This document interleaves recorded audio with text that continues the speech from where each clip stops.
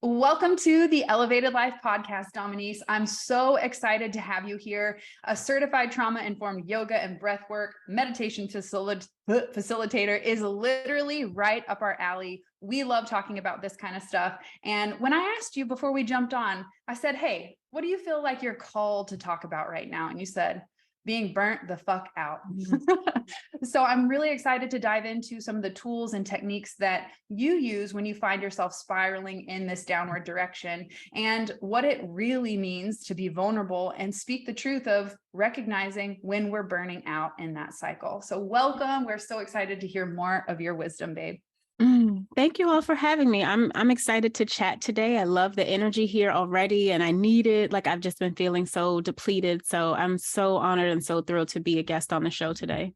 Literally perfect timing. So Dominiece, I would love for you to share with our audience who you are, where you're from, and what trauma you got yourself into for you to care about healing, changing, and transforming, and then sharing that with the world. I love that question. What trauma you got yourself into? So I'm Dominiece Clifton. Thank you to everyone that is listening for sharing your time with us today. And I'm the founder of Move and Still and the Nourish Wellness Collective. Move and Still is my baby that's about a year old now, and it's really focused on workplace wellness and really just working with organizations to create a culture of well-being. And the emphasis there is really focusing on a holistic approach to wellness. I think oftentimes when we think about wellness, we only think about the physical, maybe the mental, but there's all of these other elements that make up wholeness that typically get left out of the picture. And so and I know that this is something that you all agree with, one, because you're nodding, but two, because I heard you all addressing like the importance of the spiritual and like all of these other aspects of us. So my goal is to really work with organizations to better support their employees, recognizing that who we are at work is also who we are at home, and how we show up is really all encompassing. And so we have to support all parts of ourselves. And then Nourish is something new that will be launching Q2. It's going to be an online membership community for women. We'll be meeting once a quarter in person. But I think from my own experience, like, I've found that community is so important, because when you're growing and evolving and letting trauma go, it can oftentimes be a very isolating experience. And so I really just wanted to create a space to help women and to let them know that they're not alone in the journey, but also that we can prioritize ourselves and grow together. And we don't have to do this alone, which is how I typically approach things. So that's a little bit about me.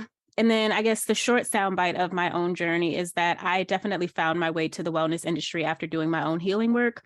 So childhood trauma started many years ago. I was born to a teen mom, and I've never met my biological father.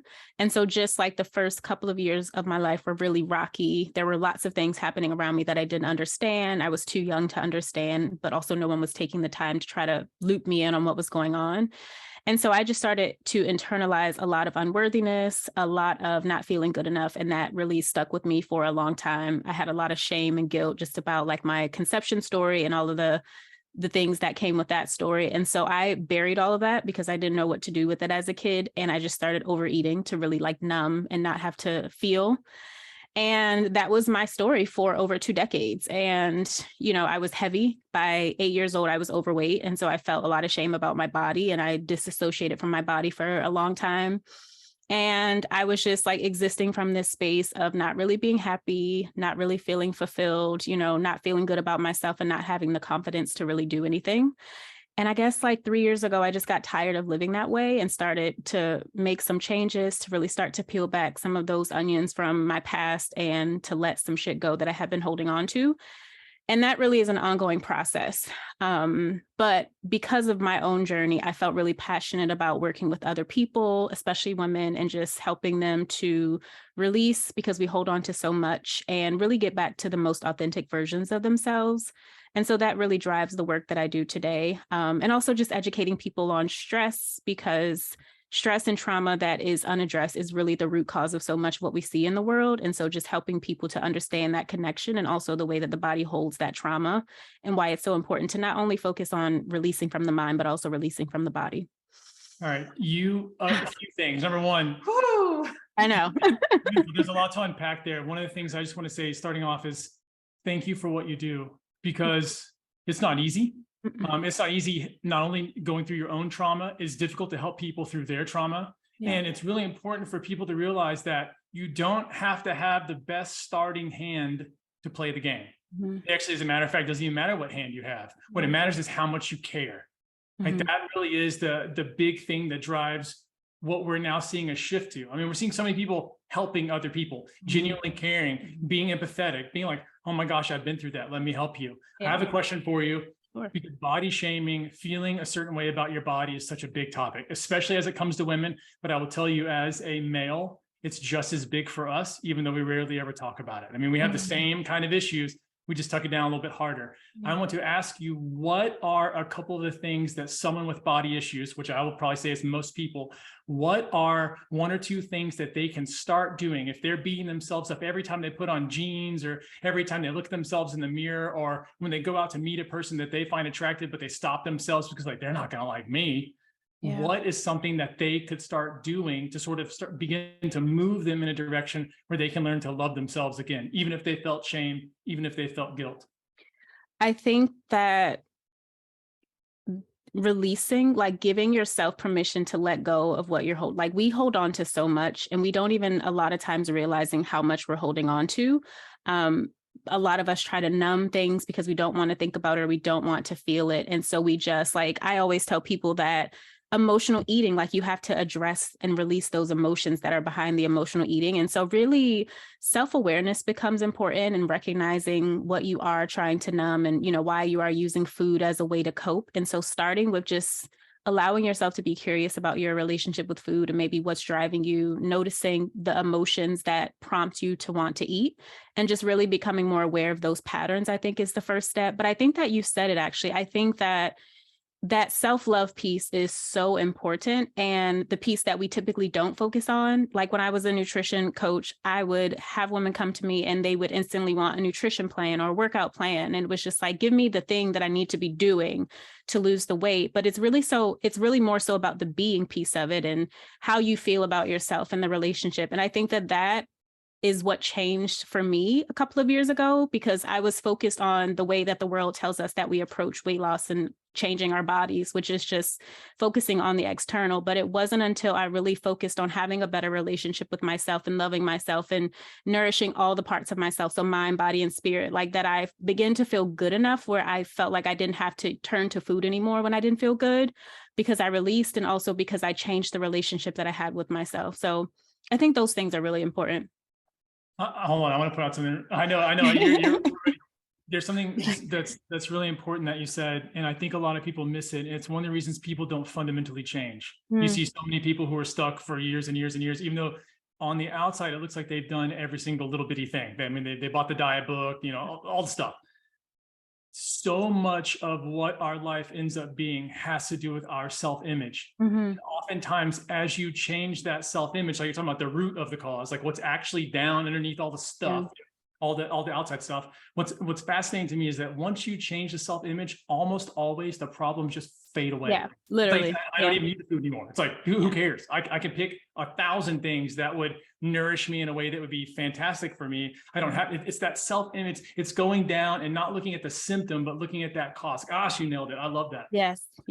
I totally agree with what you said about awareness being that key to change. That's the first step, to even know that you're doing it. I remember when Chris asked me a decade ago, hey babe, do you talk to yourself? I was like, no. And then I like, years later, I'm getting ready and being like, God, you're so fat and this and that and this. I'm like, oh, I talk to myself and it's bad. It's real bad. And, you know, they say you change for one of two reasons. You suffer enough or you learn new information. So I'm curious how you started learning about yoga and breath work and meditation. And most importantly, what did you replace the food with? Because as we recognize we have triggers and wounds, you know, it's like smoking. If we quit smoking, you've got to replace it with some kind of habit. So what healthy habit have you replaced that emotional eating with? Yeah. I can't multitask. I'm going to write that down so I can speak to the first part. Yep. So I am a 1-3 projector. If you all are familiar with human design, which I feel like you are. And so that means that I'm a lifelong learner. I soak up information, and like that just brings me so much joy. And so the learning piece of the journey has just been natural for me. Sometimes not in a healthy way, you know, because I'm constantly like, I need to learn more to do more, like, you know, just always on that wheel. And so I'm finding the balance there, but I love learning. And so a lot of my spiritual journey has been through books and podcasts as resources, like obviously coaches and those sorts of things, but really just diving into those things that are out there that, you know, the traditional things that are so helpful. And I spent a lot of time just teaching myself. So understanding nutrition, like reading and understanding nutrition. And it's more not so much about the food. Obviously, the food is important, but it's like the blood sugar, you know, like all of those parts of the journey that become really important. And so just educating myself about that. Trying to think of what else was helpful. Yeah, I think that once I started to understand the body more, which I'm really fascinated about, I think it became a lot easier to make change or to manage the stress because I started to understand. And again, going back to that awareness piece, I started to reconnect with my body so that I could like feel when I wanted to, when I was getting stressed out and wanted to emotionally eat, or, you know, if I needed to take better care of myself. And so I think for me, like the journey has been a lot of just loving knowledge enough to soak it up in that way. And I know everyone's different. Like maybe that's not some people's jam, but I think that you have to find whatever vice is yours. So if you love watching videos, like going on YouTube, you know what I mean? Like, but I think that understanding the body is such an important part of weight loss and stress management, like all of those things, because we hold everything. And a lot of people, honestly, we just are not aware of our bodies because of our trauma. And so beginning to reestablish that relationship is really important. And then to answer the question of what did I replace the emotional eating with? What I think is the way that we typically approach health and wellness is it is a response to something. But I think that if we started to be more, well, we're reactive. So something happens and you're like, oh shit, I need to care about my health better now, right? Or like you're overweight and you're like, okay, now I need to pay attention. But I think that if we focus on being more proactive, so getting in front of the issues, I think that it makes such a difference. And so for me, it really is a daily practice of trying to make sure that I meditate, make sure that I'm nurturing my mind, body, and spirit so that I don't necessarily get to the place where I feel like I need to overeat and those sorts of things.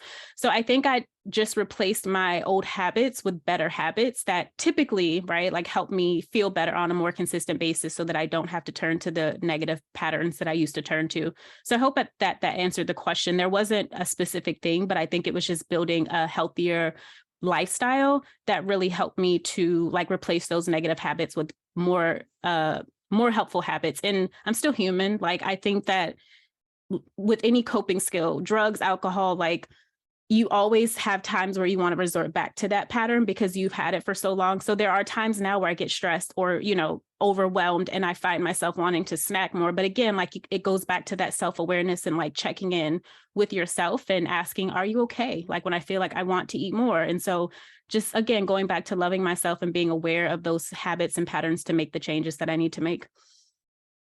Yeah, if only snacking worked for self-nurturing, like, oh, it would be a winner. For sure. You know, Richard Bandler says that if you can make a good habit, or if you can make a bad habit, then you can make a good habit. So I just loved your answer on that. Yeah, another thing that you mentioned, talking about breath work, which I think is a fascinating deal, because I think breath work is finding its way back into the world, even though it's literally been around since we started, because we've all been breathing. And it's amazing what it can do. Can you speak about, because we've done breath work facilitation, we've done some really amazing things. I have a huge background in hypnosis, and breath work is one of those things that I use constantly because I help people get into a more relaxed trance, state. And I would love to hear your stories or your findings with breath work, because a lot of people don't realize how powerful it really is. I mean, I've seen people wail and weep within 5 to 10 minutes. And you're like, I mean, he's a full-grown military man, like a couple of minutes ago, he could have been chasing a deer and shooting it. But right now he is full body crying, in tears, shaking. Can you speak about some of the power of breath work and how you help people with that? Yeah. So going back to, I started doing this work because I am now holding space for people with the things that I once needed or the things that were helpful for me. Breathwork was one of those things where I found I am someone who has for most of my life been a habitual worrier, just like an overthinker and overstressor, like always just like putting so much pressure on myself. And so I have a lot of mind energy. And so I've had to find practices that help me to bring that energy down and really like ground into my body better. And that's, again, an ongoing practice for me. But breath work has been helpful for me because it helps me to quiet my mind when I get super overwhelmed and super anxious and just like can't control it. And I found breath work about 1.5 years ago. And exactly what you said, I think is very true, is that we don't realize, again, how much we're holding. And so one of my first experiences with breath work, I went to a 3-day breath work and meditation retreat. And I had only done breath work one other time before this, but that retreat was so like eye-opening for me because it brought up trauma and memories from over a decade ago that I had no idea that my body was holding, that I also thought that I was over. So to be very transparent, I had in my early 20s, I had an abortion in college and I hadn't thought about it for like 10 plus years.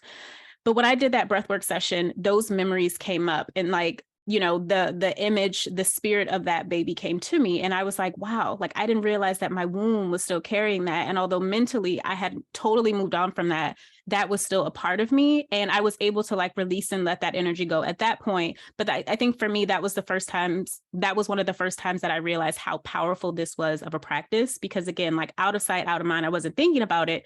But the story in my body was very different. And I've had a ton of experiences like that where things have come up from childhood that I didn't even remember. So I think for me, it's so helpful. And every day is obviously different. Like I'm not having that sort of, you know, transformative experience every day, but I think it's beautiful because the more frequently I breathe, the more that I'm able to release the things that I've been holding, whether I remember or don't remember, that sort of thing. Like I'm just giving my body permission just to like let so many things go. And breath work, I think, is powerful because it kind of connects, but not kind of, it connects the mind and the body. So a lot of times we have practices that are just mind focused or things that are just body focused. But I think that breath work is really beautiful because it's a great like channel or tunnel really to bring the mind and body together. And for people like myself who do overthink a lot, like controlling that can be really hard. And then the body starts to respond to that. And then we, you know, go crazy. But I think that breath work is super helpful because, you know, when I feel my body getting overwhelmed by the thoughts, I can just take some deep breaths and calm my body down, you know, and like change those thoughts. Another benefit, and I wonder if you guys would agree with this, is that I think it has been so helpful for tapping into my intuition. That's like a part of my healing journey, is like learning how to trust myself again and really just tuning inward for answers as opposed to like going externally, which has been something that I did most of my life. And, you know, that's how we're all programmed and conditioned to operate. And so breathwork has allowed me to reconnect with my intuition in a really beautiful way. But it's powerful because it heals us on a cellular level. So it allows us to really go down and, you know, get into the nitty gritty, like the gunk that we probably typically don't want to face or think about, like that trauma that we're holding on to. And so I would say like those are some of the ways that it's been helpful for me, and some of the ways that I've seen it also be helpful for those that I hold space for. You know, there's another beautiful thing that you said that's really important, especially for people like us. I think we're probably very similar. Mm-hmm. I know. I feel like I'm staring in the mirror of my chocolatey twin sister over here. I'm like, oh, you too? Okay. # me too. Okay, great.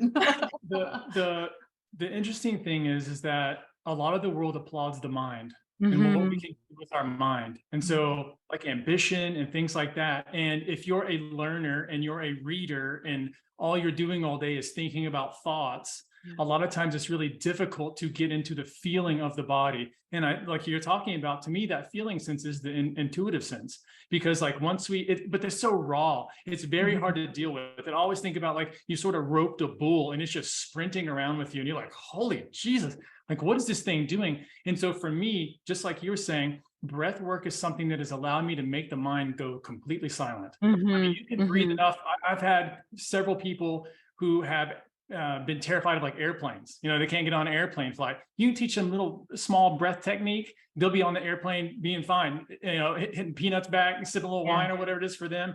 And it's incredible what you can do. And the person always looks at me like, this is bullshit. I've been afraid of flying for 40 years. I'm like, no, I know, me too. You know, like I'm not big into flying. I'm not flying the plane. So it's a little weird. But every time I always get a message back or email back or whatever, they're like, oh, dude, that worked.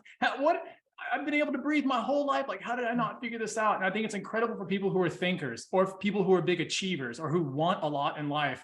You have to spend time doing these practices. If you do not, the burnout will evidently, even if you do it this is something you have to build into your life. I mean, it's got to be in the morning, when you get stressed out, before you go to bed. Like, these are things that we all have to be doing because it allows us to channel our power. And then suddenly when the thoughts are a little bit slower and we're a little smarter, where we've had a lot of knowledge built in, when we're relaxed enough, that knowledge can come out. But if we're stressed, it's like we can't even get access behind the door. We're like, we got a whole library of amazing content in our mind, but we can't use it because our stress levels are too high that it doesn't give us access. It's almost like if you can breathe enough, suddenly the door just swings wide open, and here you are, almost like the golden ticket right here behind the curtain. And I feel like that's a lot of what you're talking about, tapping into that intuitive part of you, the part of you that always knows. You don't even have to question it. You're like, I just know. It's not, I don't believe it, I just know it, which to me is so much different.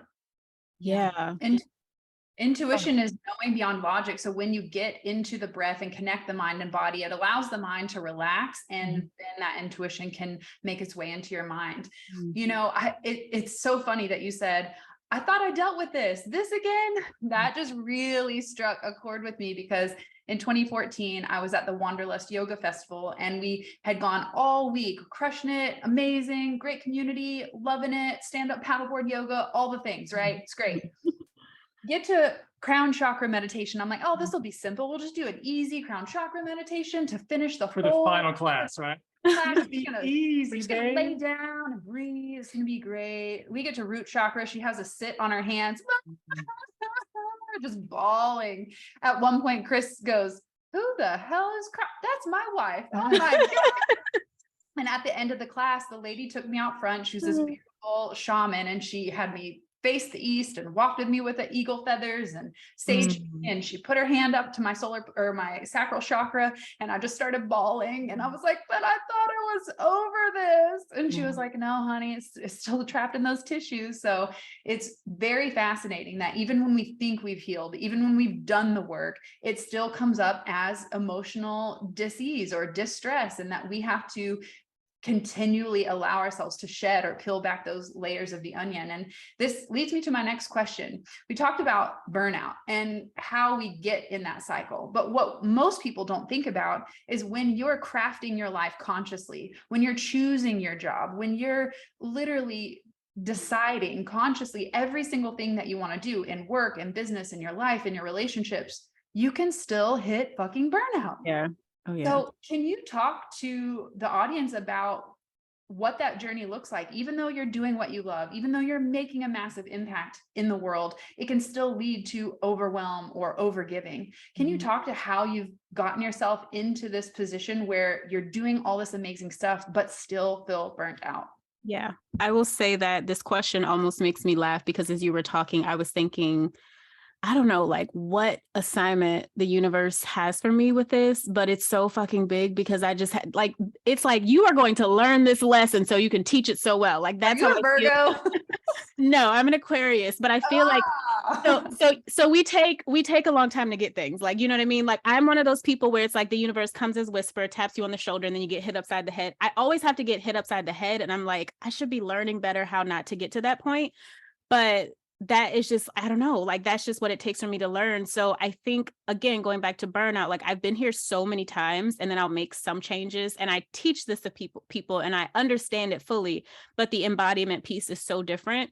What I have been focused on lately is really allowing myself to slow down first enough, because, you know, we're constantly moving so fast, like trying to just meet our goals and keep up with all the things. And I'm realizing that in order for me not to continue to burn out, especially as a projector, as hard as it is, I have to slow down.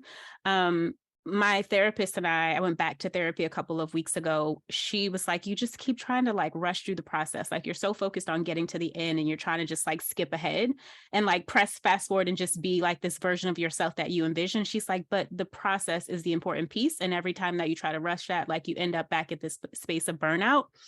And so I can talk about, like, you know, some of the strategies and things like that, but I am finding that when I keep getting to the point of burnout, it's starting to ask the question, like, what voice or behavior is driving me to continue to make that decision? So there's something inside of me that's constantly saying, you got to do more to be ready. Like, you have to learn more. You got to like sign up for this thing. You have to be a part of something else. You got to invest in another coach. And then I end up with all of this stuff on my plate because I'm feeding that voice in my head who doesn't feel good enough or doesn't feel ready and feels unworthy. And sure, there's a ton of things that I can do to help with the burnout when I get to that point, but I'm now focused on how do I quiet this voice? You know what I mean? Like, how do I turn down the voice that is like in the driver's seat right now, this like inner child version of me that still like, you know, is holding on to all this past trauma and has all this fear. And so I'm going back to that. Like, I've done that work, but now I'm recognizing that I have to go back and do more of that work.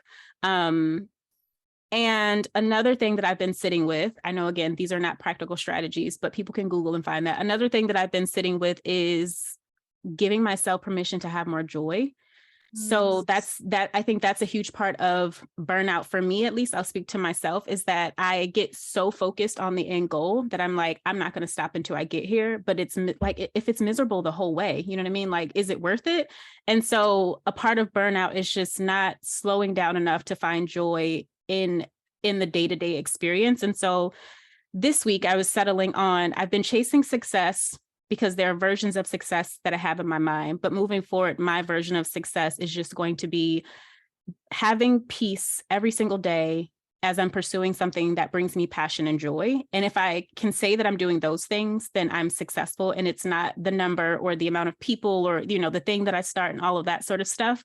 And so just like allowing myself to begin to shift that paradigm more, because again, I've been doing the work, I think is where I am now. And I'm hoping that with these changes and like going back to again, like the voice in my head and those sorts of things, that I won't continue to burn out. You know what I mean? So it's like tactical strategies is looking at your calendar and like all of those sorts of things. And of course, doing the breath work. But I think that it's important for us to really look at what's driving the behavior, because otherwise, I will speak from my own experience, will just keep kind of being in the loop of coming back to the same space. Yeah, it sounds like expectation is the cause of the burnout cycle for you right now, is like, I expect it to be this, and if it's not that, then it's not good enough. And I've just drained all my energy trying to get there. I always say the joy is found in the journey. If you literally look at the word journey, it's J-O blah, blah, blah, blah. Like, it's written in the word, like it was given to us as a code. Like, here, don't forget, just like Earth has the word art in it to create, to express, and to hear that you're an air Aquarius sign over there. That makes a lot of sense with the mental activity and all the ideas. And as an Aquarian, you're here to create radical change, to bring more humanitarianism to the planet, to help us shift. And hey, Mars into Aquarius, you know, like from Aquarius to Pisces, we just moved an entire we're in a whole nother realm, if you will. And so we're going to need those type of Aquarian radical ideas, things that are outside the box, things that are avant-garde, because whatever the fuck we've been doing hasn't been working. Okay. We need something radical. We need something different. And it's going to be minds like Aquariuses that are going to help to create that radical shift. And I just love that she said shift so many times in our conversation, because I just this week launched my shift masterclass, all about navigating that change and uncomfortable transition of leaving behind the old version of yourself and embracing that new authentic version. So I just collectively, we are all like right here on the same page, just trying to get to that next chapter. Yeah. And I'll tell you too, I'm an Aquarius as well. My mom is an Aquarius. And wow. When you were talking, when you're telling your story, I was picturing my mom, because it's a lot of it's the same kind of conversations that I've had with her. Is I found out new information, I always go share it, even if it's not something that I had a business on or something that I did in that kind of life. But I was like, hey, have you tried this thing? Hey, and every single time it's like, holy smokes, that helps my mind so much. And there's something I want to tell you about, because there's a book that I just recently read, and it's not a new book, it's old. One of my favorite authors' name is Manly P. Hall, and he has a book called, I think it's the 10 Rules for Effective Living. I think that's what it's called, old book. And one of the rules for it was to be moderately ambitious. Moderately. And I have never heard that in my whole life. I feel like I've read every single book that has come out on any kind of self-help topic or anything like that. And reading him say moderately ambitious, I was like, why have we never been told that? It's only, you've got to be the best. Are you doing your best? Hey, was that your best work? Like, shit, no, there's no way I can do my absolute best. I mean, that'd be literally impossible. I always want to be improving. If I do it perfect, then what am I going to do after that? Have I peaked and I give up, get me a coffin and I'm done? I mean, like what, like there needs to always be more. And so that improvement part is such a big part, but moderately ambitious, I think, is one of the biggest secrets to life. And that is that you don't, unless you want to be, specifically want to be, you don't have to be in the top 1%. You don't have to be in the top 10%. And it doesn't mean you're any less lovable. It doesn't literally mean anything. It just means probably you didn't work as hard as some of the other people. I remember there were guys when I went to school who they would go home and they would study for 4 or 5 hours every single night. I mean, every single night, study. And I didn't do that, because what I realized is I could get almost their grade for a lot less work. And I thought to myself, why is it that they're struggling so hard to just be a 5% better? I'm like, forget that. I'll pick up girls. I'll go have fun. I'll go shoot baskets with my friends. Like that's what I want to do. And so it's wild that so many of us get in that trap of just wanting to be ambitious, of just wanting to continue to strive. For me, I was in real estate and got in a motorcycle accident because of that ambition. And it nearly killed me. So it took me nearly dying, like being on an operating table with my leg fully open, them talking about possible amputation, for me to wake up and be like, holy shit, I can't drive myself to this every single day for years and years and years and expect that the outcome is going to be something that I actually enjoy doing. So I think for all the thinkers out there, and all the feelers too, Britt's a feeler, all the thinkers, it's so important to get into your feels. And for all the feelers, it's so important to express the feelings. Because if the feeling people swallow it down, what ends up happening is they blow up. I was gonna say we get fat. And it's just a matter of time. Well, they're either going to eat it or they're going to explode on somebody else. I mean, that's typically the two ways that we either lash out or we stuff it down. It can be one of the two, and however they do it. And I think it's so important for people to start tapping and realizing, like you said, the awareness. Am I thinker? Am I feeler? And what things can I start adding into my daily life so that I can work with that, so that I can be friends with how I naturally like to operate? Because being a thinker is amazing, but it's not if it ruins your life.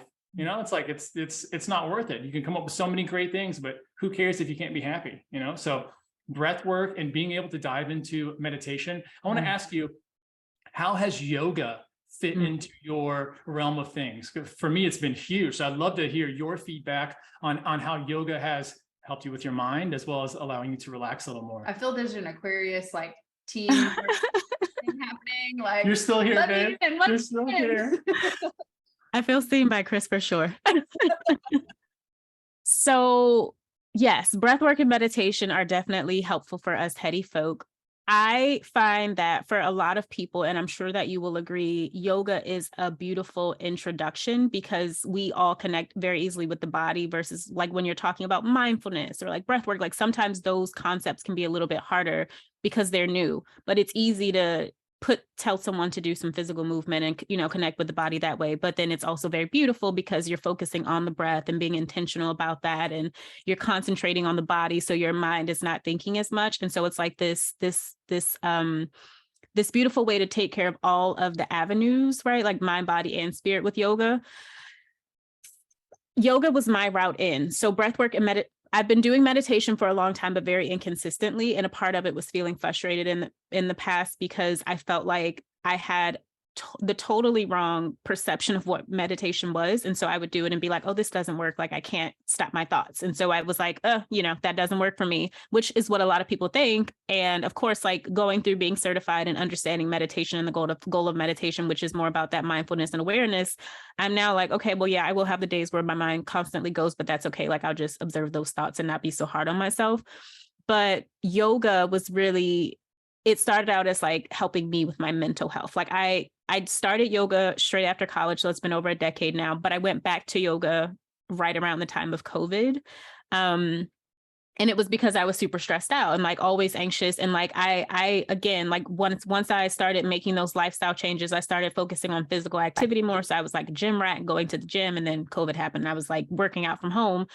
But I was always like doing that heavy, like fast, those movement pieces, but I was still feeling like so much mental energy. And so yoga for me was a way to like start to slow down and just like, shift the thoughts and move the energy into the body and really ground more. Because again, as a very heady energy, I am typically not very grounded unless I'm intentional about being grounded. And so yoga also helps me with like, just grounding more. And I think that was an easy pathway in. And of course, like with most yogis, like once you kind of open the door, you go deep, right? And so that's what it was for me, is just understanding yoga more, and not just the asana, but all of the aspects of yoga and embodying the aspects of yoga for my life. And then tying that into meditation and breath work and how they all mesh so well together. But I guess to answer the question, that was an easy way in for me. And then I've just allowed my journey to expand and go deeper since then. But I think for most people, especially my clients, when they start,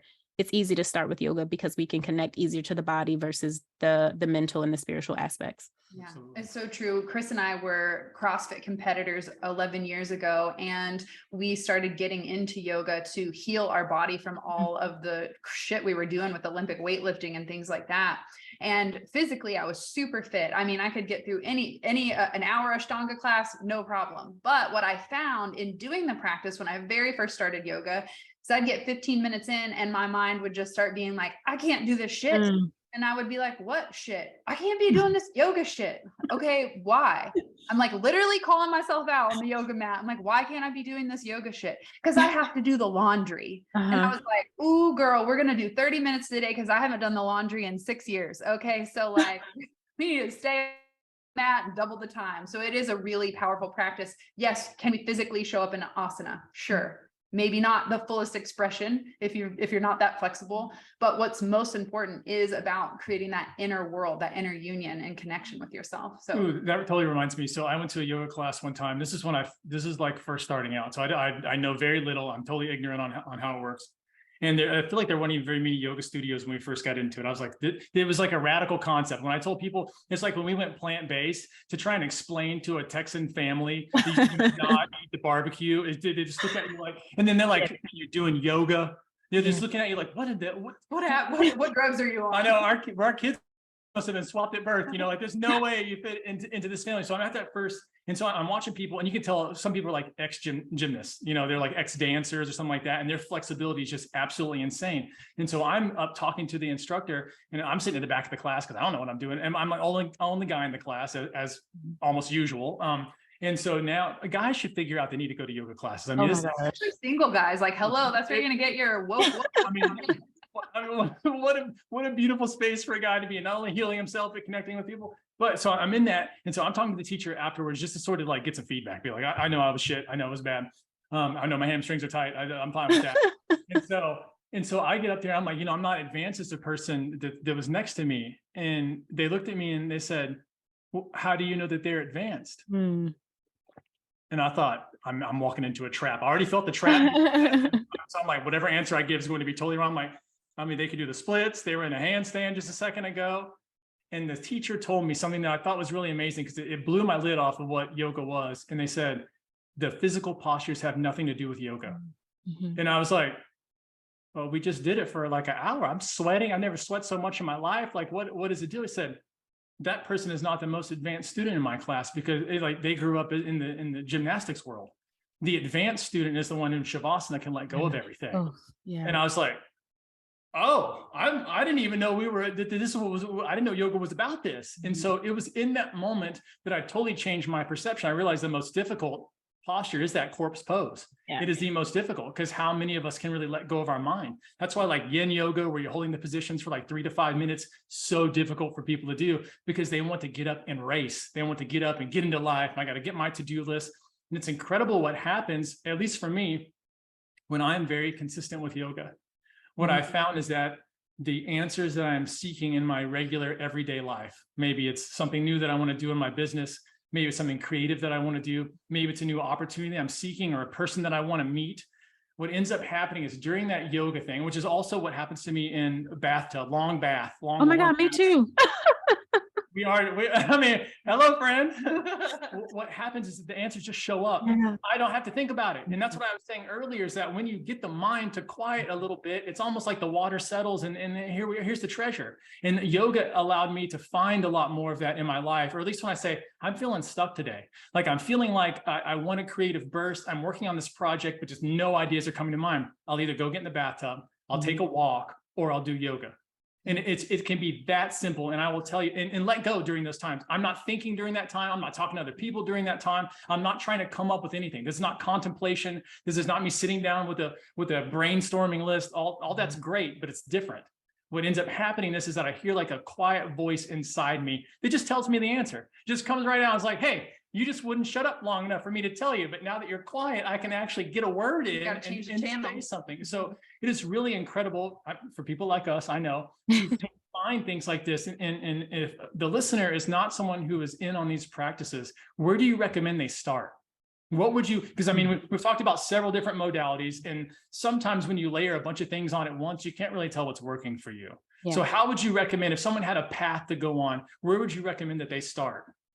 I think it depends on the person and what works for them. But so for me, I think it's always easiest to start with the body because we can connect easy with that. You know what I mean? So physical movement is always a really great way to do it. But I think the point that you made is really great, that sometimes it's this, sometimes it's that. And so I always just encourage people to explore and play around with what feels good to them. So I don't want to say like, do this thing because maybe that thing doesn't work for you. And so, yes, there are many options when it comes to physical movement, but I think it's about like finding the thing that you connect with. And so it might be yoga. There's also many types of yoga. So I wanted to like point that out, where I love vinyasa, but I also love restorative yoga. And so many people don't know about just how valuable that is as a practice itself. I typically have similar experiences to you, Chris, where when I'm in restorative yoga, that's when like all the downloads come and like the things that I've been waiting on come, or like I have really big emotional releases, or memories come up that, my body is now like, okay, yes, you've been still, like I can let this thing go. So even that as a practice, I think just like exploring, giving yourself permission to explore. Walking meditations, just like you mentioned, are really helpful especially for people who have a hard time with sitting, or maybe it's discomforting or not comforting to sit, uncomfortable. That's the word.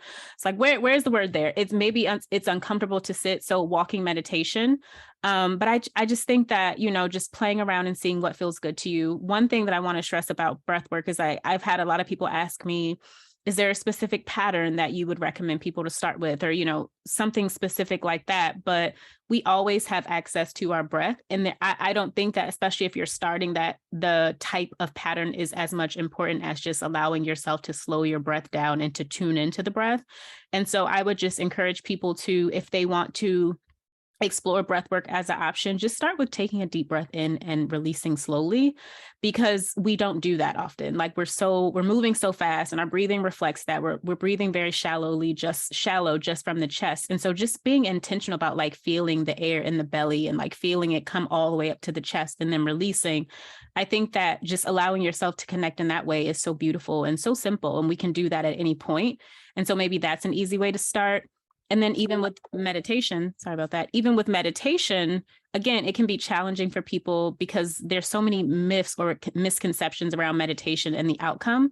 But I always love to merge breathing with meditation and say, like, as you are focusing on meditating, focus on the breath and like, let that be your anchor and just kind of allow yourself to go from there.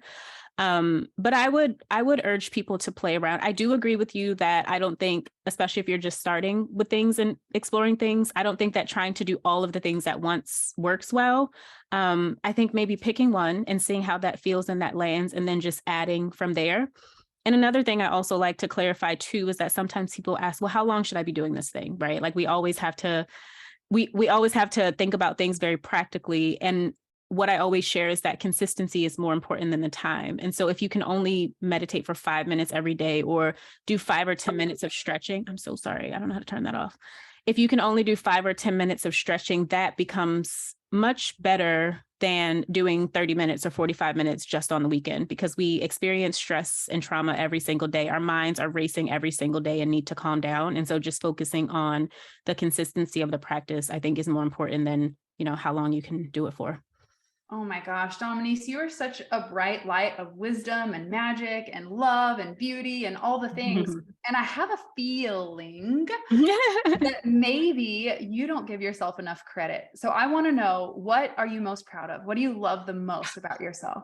Thank you for that. Thank you for seeing me in that way. And I love this question. And I was shaking my head as you said that, because I don't, and that's something that I'm working on.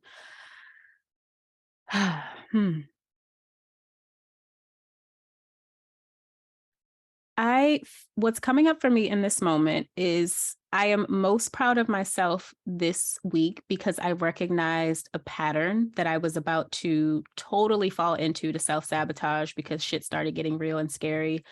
And one of the ways that I have coped in the past is I have a a weird relationship with failure where I don't like to fail.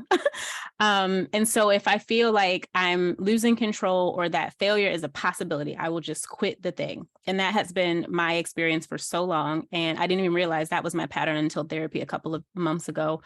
But I am really proud of myself in this moment because I recognized myself feeling like things were getting too scary and not feeling like I was ready to go there. And I was immediately about to just like self-sabotage and just call off so many big things that were happening. And I'm proud because I did have the moment I talked about yesterday being really hard. But I'm proud that I recognized it and then I decided to not make that choice.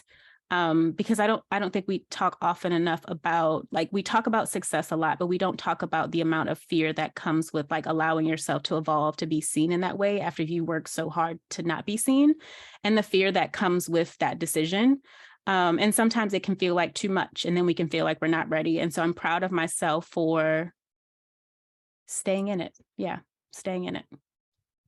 My heart. I feel like you're just speaking to my soul and everything that I've been going through in my own personal journey. So I have a feeling that everyone listening is going to be like, yep, hey, me too. You're not the only one. So I'm really proud of you for taking that time to reflect and to recognize that self-sabotaging pattern. When I coach women who are self-sabotagers, which, you know, most of us tend to do that in some form or fashion, I find that a lot of the self-sabotage comes from when we were younger, something good was taken away from us. And so as an adult, if we're in control of taking away that good, then it feels not as bad as if someone else externally did it. Yeah. Oh, that's such a good point. Yeah. So yeah, being in control of our reality. But most importantly, to circle back to finding the joy in your journey, I want to end with this. I want to know what it is that lights you up, what brings you the most joy, and when's the last time you went and had like a shitload of fun? She's too serious. We need her to I am. So I have a 6-year-old and she tells me that a lot. And I'm like, damn it. Like now I'm being read by my 6-year-old, right? Like They don't lie. they don't lie. So she reminds me of that often. But I love, it sounds kind of like, it's kind of boring, but I love reading, brings me so much joy. Reading books, that's Chris's answer straight up. Straight up. Someone in our membership club called me Belle. I'm like from my library. Yeah. Beauty and the Beast. It's me. Yeah. I love it. That's my jam. I love reading. But I do recognize that I can because I grew up as an only child. And so I can get lost in my own world very easily. And sometimes I have to force myself out of that. Lately, I've been exploring more of what can I do that brings me joy outside of reading and learning, because that does bring me joy. But I bought roller skates recently, and my 6 and 3-year-old, I bought them a set of skates and all the gear. And I felt so good roller skating the other day. I did bust my ass once, which was interesting, and also very fun. But I am trying to do more of the childlike things that I just have not let myself do in so long, and just to show my children that being an adult doesn't mean that you don't get to have any fun. And so I'm exploring what are some of the things that I enjoyed as a kid that I can get back to. So roller skating is definitely one. I loved playing board games as a kid, and I've been doing more of that lately. So those small nostalgic things definitely bring me joy, and also just make the inner child version of me feel so seen, loved, appreciated. And so I've been trying to do more of those things. Oh my gosh. I feel because your heart is so open and your walls are down, my psychic abilities are going through the roof. And there's so many messages I want to share with you, but this is our podcast. So I'm not going to call you out on all the things, but I do want to say this, that your parents, whether you know it or not, or whether they know it or not, are fucking proud of you. You have done a great job in this world. You are a wonderful mother, and you are breaking that cycle. So please keep doing what you're doing. Please keep having fun. Please keep shining your light, bringing that love into the world, and just not giving a fuck about what other people think. Oh, yeah. I definitely feel like you read me very well. I will just accept all of that because all of it was spot on. Yeah, you are amazing. And it breaks my heart to look at your sparkle magic, knowing that you doubt yourself. So if we could just put an end to that today and know that you are making a difference. You matter. You filled my heart up today. I know you've excited Chris, and Chris, that's hard to get an Aquarius on board with anything. Okay. I'm like, come on, we're doing an interview. She looks amazing. All right. Like, get your ass on the podcast. So I'm so grateful that you brought this beautiful energy and that we've been able to connect. I feel like we're like a triplet situation here. Oh, yeah. So many things that connect and align. And I'm just so grateful to be doing this journey with you and bringing the light and making a difference. Whether you realize it or not, you matter. Thank you so much, Brittany. That's so beautiful. So yes, I am learning I am a Scorpio rising. And so the way that people see me always just, I think it intrigues me because I sometimes struggle with like having those identities match up, but I'm learning to see myself that way and just like not see the imperfections and flaws, because that's what I saw for a long time. So that's very beautiful. And I just want to say thank you for that. I have one more question for you. And I think for me, this has been big on my journey. And I'll see if it aligns with where you're at. And that is that as I do more yoga, hypnosis, breath work, meditation, any type of thing that gets you sort of below the surface level, anytime that I do that, what I find is that I stop identifying so much with who I think I am.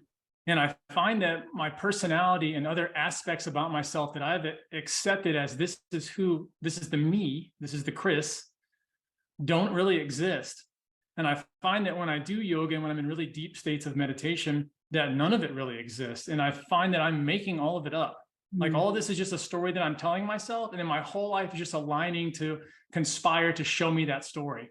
And just like we were talking about in the beginning about the self-image, when I let go of so many things where it was a self-image thing holding me back, when I just stop identifying it, not when I change it, I'm trying to change like, oh, I am beautiful. I am really excited. I am really none of that. It's just that I am just what I am right now. And I could care less what that is. I find that when I'm watching or observing, as everybody calls it with meditation, being the observer, is I do that more often, that so many of those personality things that used to bring me down or didn't bring me as much joy as I thought also fade away. And it's because I start watching more often. I'm not necessarily just doing things. I'm more watching. Well, not reacting out of like just a triggered and sometimes not even responding. Yeah. I'm not reacting or responding. I'm just doing whatever I feel like doing in the moment. And what you tapped into about nurturing that inner child for me has been really big. And I find that the things that I love doing outside of learning and reading books, which is 100%, like if Britt were to leave right now and she'd be gone the entire night, she's like, I'm gonna go hang out with my friends. I would have a book out on the couch. You're so content. I'm like, I don't need anybody to come over. Please don't come over. You're going to interrupt my learning situation. Stop it. You know, like those kind of things. But I find that when I can allow myself to relax, when I can stop thinking about me, when I can pull the eye away from all of the stories, what ends up happening is that like it all falls into place. It's like the dominoes start to line up, and all of life just is like, we're just waiting for you to figure it out, man. Like how long, why is it taking you so long? You're not what you thought you were. You're something different. You're something more special than those stories. And it's incredible that to find someone like you on this journey. And not only that, but helping other people too, because it's one thing to go through it. It's one thing to go over the obstacle. It's a totally different beast to help people doing that, to reach that hand down and say, I'm here to help you. Don't worry about it. We got this. I just want to applaud you. Thank you so much. We need a lot more people in the world like you. I think we're starting to find them. They're starting to find their place here. And it is incredible. It gives me so much hope for the future and what things can happen in this world. I know. It's a beautiful place that we live in. We just have to realize that that's what it is. You know, it's not just darkness and destruction. There's a lot of beauty and a lot of wonderful things that are going on. News doesn't report all the time, but deep inside our hearts, we can all feel that connection. We all know that to be true, that like it all starts with us. It all starts with helping other people, serving. Oh my gosh, my heart is so full. I have to know before we go, what's your favorite book? Oof, that's hard. Oh, I know who I'm asking. That's really, can I give you two? Of course. So one of my favorite books that has been so helpful, it like jump-started my journey, is Gabrielle Bernstein's The Universe Has Your Back. I think that's like a classic if you're starting out on the journey. So beautiful. But recently, I wonder if y'all have read this. I've read Outwitting the Devil. And it has Napoleon Hill. it has slowly risen to like the top and opened my eyes in so many ways. And so I read a lot for learning. I'm not one of those people, sadly, who like read love novels and those sorts of things, but I don't have time for that. I want to know the knowledge. Let's like lock it in and go. Those are top two. Have you read Think and Grow Rich as well? I have read it, and I know that like everyone loves that book, but Outwitting the Devil did something different for me. It was different. It was good. Yeah. My favorite book, and I think you will absolutely love it, is channeled by this beautiful woman named Sanaya Roman, and she channels this entity named Oren. And the book is called Living with Joy: Keys to. Oh, I read that. It's so good. Like whenever I'm coaching my clients, I'm like, what's your address? I need to send you some books. I send them Creating Money and Living with Joy, both by Sanaya Roman. Creating Money, if you haven't read that one by her, that's a good one, especially for someone who's on that success path. Yes. I second Living with Joy. It's an amazing book. Yeah. And I think you just reminded me I need to go back to it, but yeah. Honestly, what I love about that book, with all the journal prompts and exercises and affirmations, you can literally just crack it open like an oracle deck and just get the message that you need. So I'd be curious what message comes through for you once you pop that. Now, to wrap this up, I'd love for you to share where our guests can find you, soak up more of your wisdom, hang out on Instagram, website, like tell us where to go. And if you have anything that you want to share with them, please feel free to do that now. I actually have a quick question for you before I answer that. What's your favorite oracle deck or tarot card deck? Shine from the Inside Oracle. No, it's mine. I created. Oh, okay. You have one. Oh, okay. Yeah. So I created this oracle called Shine from the Inside.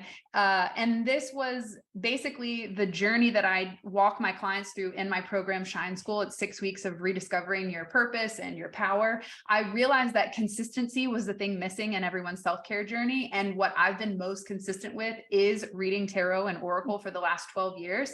So I created my own deck and made this beautiful affirmation tool to be able to help stay consistent on your self-care. So I'd be biased not to say the Shine from the Inside Oracle, because I've literally poured my lifetime's worth of wisdom and love into this beauty. But my number one go-to, will never stop picking up this deck, is the Morgan Greer Tarot. It's one of the traditional artworks. The Rider-Waite is probably what would be considered the most traditional in your tarot community, but Morgan Greer's follows right behind it. It's very beautiful, very, it feels more feminine versus the Rider-Waite has like a more masculine tone to it. Gotcha. Okay. I'm going to check yours out. I'm excited about that. So I am mostly on LinkedIn and Instagram, Dominiece Clifton. And I always joke, just look in the show notes because my name is really long, so I won't spell it out. But those are the two places. And then outside of that, I am writing a book right now, which I'm super excited about. That's going to be coming out Q2, and it's called Hold Space to Heal. And it goes more into the somatic practices that have been helpful for me, 7 somatic practices specifically that have been helpful for me. And we talked today about breathwork, meditation, and yoga, and all of those are included, but there are some other things there. And so the book is broken down into 3 sections: release, reconnect, and remember. So release is, again, like becoming self-aware and releasing all the things. Reconnecting is reconnecting with the body, intuition, and source. And then remembering is remembering your most authentic self so that you can own your power. And that's been my journey. And so, yeah, that is the other baby that I'm working on that I'm happy to share it with the world soon. Well, congrats. Congratulations. Books aren't easy. That's not easy. Congrats. Thank you. That's so stunning. So just to wrap it up, I've pulled up my Shine from the Inside Oracle website because I can do digital card readings, and I'm pulling a card for you while we're here. Okay. Oh my God, I love this. Yes. Okay. Let's see. Dominiece, what does she need to know? Here. Unleash your inner wild child, get up and dance, stop adulting, and let your inner wild child have some fun. Beyond all the boundaries placed on us, there is a magical part within that remains totally wild, free, and ready for adventure. Your inner child has fun living in the moment and knows no rules. Okay, Aquarius. She knows exactly what she wants and isn't afraid to demand it. It is your source of vitality and creativity. We put so much pressure on ourselves to be perfect, and we leave no room for embracing the wild, untamed spirit within. If you don't take time to unleash your playful spontaneity, it can lead to a downward spiral of self-sabotage. Friedrich Nietzsche said, "And those who were seen dancing were thought to be insane by those who could not hear the music." Dancing and music represent the playful, not so serious nature of this world. Oftentimes, our to-do list takes over and we forget that playing actually leads to more productivity. Connecting with your inner child can also help to heal the emotional damage that you've hidden from. This is your journey, and you get to decide how you want to feel. If you pulled this card, your inner child is begging you to stop adulting for the moment and infuse some fun into your daily activities. Try doodling, dancing, playing outside, writing poetry, laughing like crazy with a friend over nothing, or bust out your favorite board game. Holy fucking shit. Ask yourself, what do I need right now to have some more fun in my life? Make a list of all the things that light you up. So anytime you're in a funk, you know exactly what you need to lift your spirit. Don't censor yourself, just dance like nobody's watching. Remember, angels fly because they take themselves lightly. Perfect. That is Perfect. such a beautiful way. Right on the money. See why it's my favorite? It just calls you the fuck out with so much love. It feels like the Auntie Oracle deck where I'm like, damn, she just read me. Man, if that couldn't wrap up more perfectly the conversation we had about finding the joy, not giving a fuck about what people think your dance look like, and just having fun. That's what makes the difference. And that's what sets a really beautiful tone for your children. So I am excited to see the type of humans that you raise by just being you and being comfortable in your own skin. Oh, this has been so fun. I wish every podcast host were like y'all. They are not. Thank you so much. Thank you so much. Yeah, we just like to keep it real and share the truth, because sometimes the truth hurts and people don't like it, but awareness is the only way to change. So I'm just so grateful that you've brought so much awareness to these very important topics that we all deal with: self-sabotage, procrastination, not feeling good enough, feeling unworthy, Burnout. Burn the fuck out. Like just all the things. Like, you're not alone. We're all there in it, in the trenches together, but knowing that we have people like you to lean on during those times makes it so much easier. So thank you so much for shining your light. Thanks for having me, y'all. I loved it. Peace out.